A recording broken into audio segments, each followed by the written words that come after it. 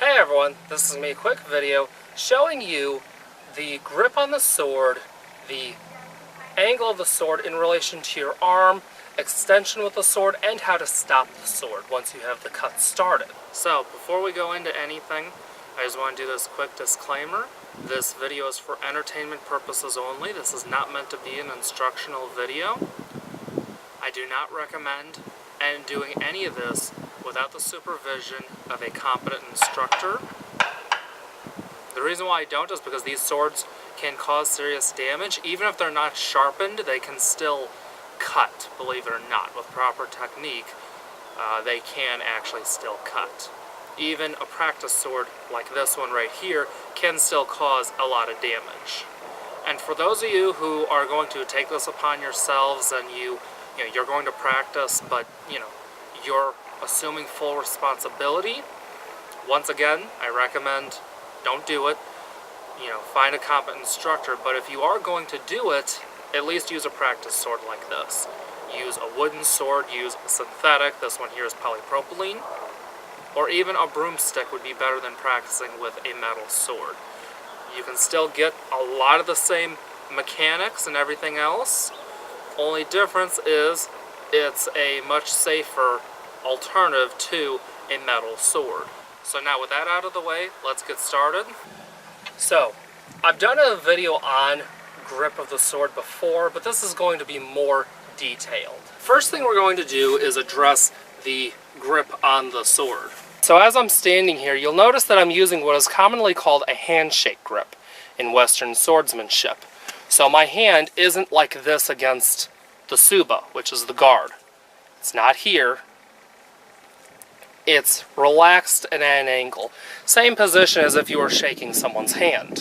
When I do the handshake grip, you'll notice that I let my thumb and my middle finger touch, just like this. My index finger pretty much touches the tip of my thumb, just like that, or between it right here. And your palms should be what's on top, not with the thumbs on the top like this. So, here, not here.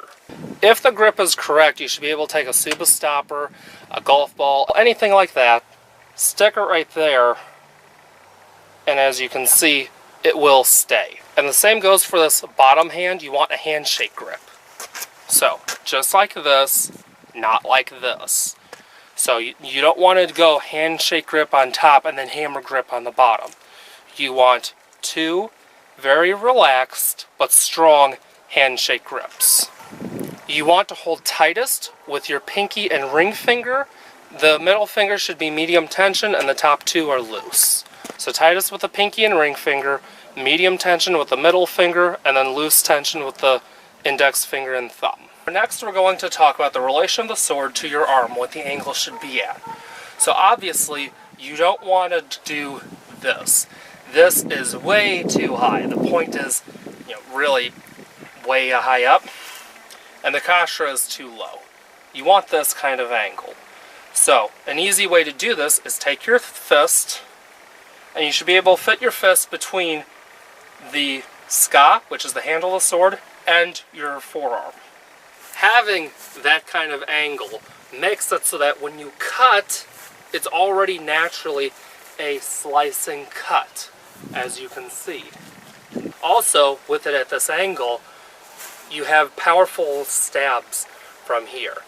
If you just got done doing a nukatsuke, and you have it here, once again, one fist right here, you can still throw a powerful stab, if need be, and even step into it.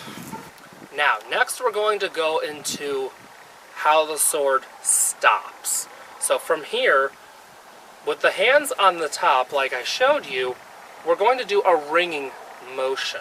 So the hand should be doing this kind of motion, like you're wringing a towel out. So from here, as we cut, first we're going to do a kiri-roshi, which is a straight down cut. Using the clock, which is a method I like using, we're going to cut from 12 o'clock down to 6 o'clock. So from here, cut straight down. And you'll notice that my kisaki, which is the point, doesn't do this.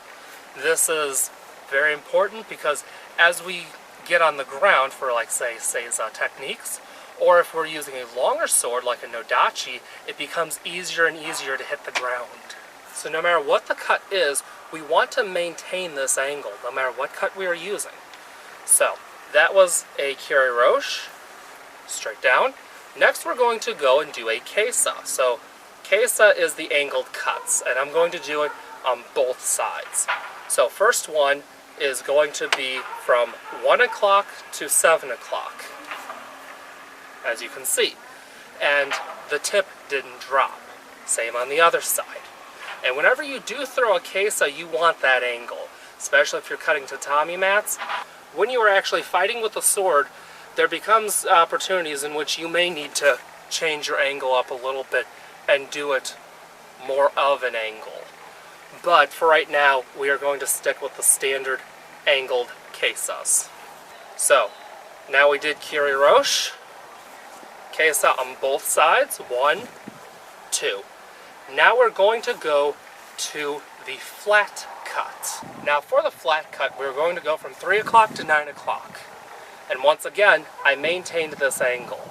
And once again, for here, it may be difficult, but you really want to keep that hand right where it is, behind the scalp palm behind, just like that. Later on, you can switch grips when doing techniques, but for right now, for basics, for learning how to cut and stab, I recommend keeping the hands just like this. So, first one, 3 to 9 o'clock. Now you can also do a flat cut going this way. Okay, and you'll notice once again still, I'm maintaining that angle. So, from here, next we're going to do the rising cuts, kiriage.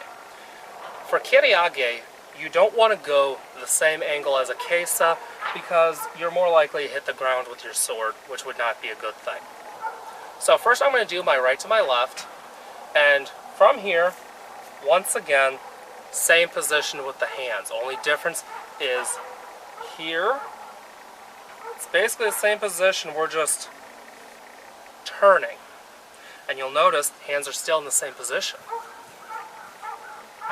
So from here, now once again, using the clock, we're going to go from 4 o'clock to 10 o'clock. And you'll notice that my kisaki, which is the point, is still in the fight. We are not doing this. So, keep this angle right here. And that will stop you from doing this number. Now we're going to do the other side. Now this becomes a little more difficult because we're kind of twisted up here, but still you want to keep all your fingers closed, all holding the sword, proper angle, everything. We're still doing the one fist here, although it's hard to show. Now from here, we're going to go from 7 o'clock to 2 o'clock. And same thing. So here, 7 to 2, kisaki stays in the fight. So from here, if need be, you could go cut and go in with the point. Or you could 1, 2, right into another cut. There are many cutting combinations that can be used, so we're not going to go too far into that right now. And when we are thrusting, we can still thrust from here. So starting here, boom. Or from here, boom. And that's a thrust. You'll notice that because the blade is curved, we want to stab in an arc. We don't want to do this. We want to go boom. Thrusting in an arc. This also makes it so that when you stab a person, if they're in armor, it's going to hit the breastplate and go right into the throat. Or if they're not armored, you'd hit the breastbone and once again right up into the throat. So that's pretty much it. I hope this was helpful and informative. Be sure to like, share, and subscribe. Follow me on Facebook, Instagram, and Twitter. And I'll see you in the next video. See ya.